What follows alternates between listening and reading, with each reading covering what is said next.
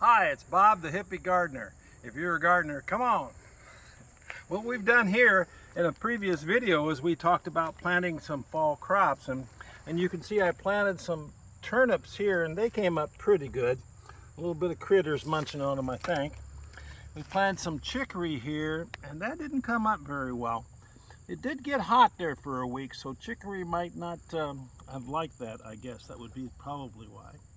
Also, in the fall, I tend to use up old seed, so I don't know if that was old seed or not. I don't recall. So we can replant that row.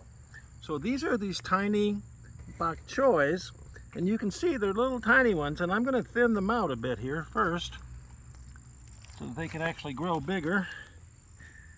And what I always say about thinning, you just kind of got to be merciless. You just got to go for it. And I'm thinning them so they each got a little bit of space in between. And this makes good compost.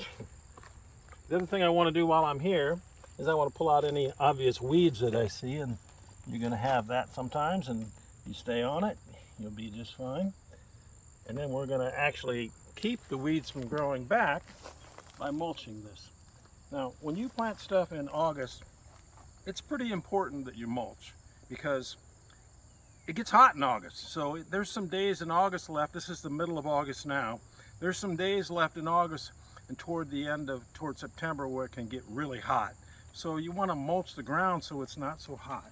So again, we're going to thin out some of these here first, these turnips. And you can thin them again later, but you got to give them room to grow. So I thin them as they go. And again, merciless.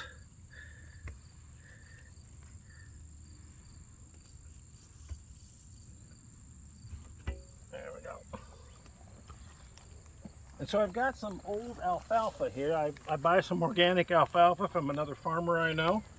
And this is kind of broken down. It's been used on this bed when it had potatoes on it. So that's kind of the second use when I took it off when I harvested the potatoes. But I'm just going to put it right back on here with some fresher stuff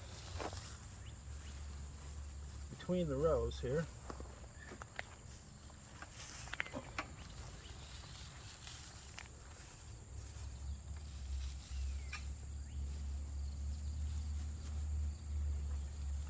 And this will keep the moisture in and the heat from really baking the soil as much.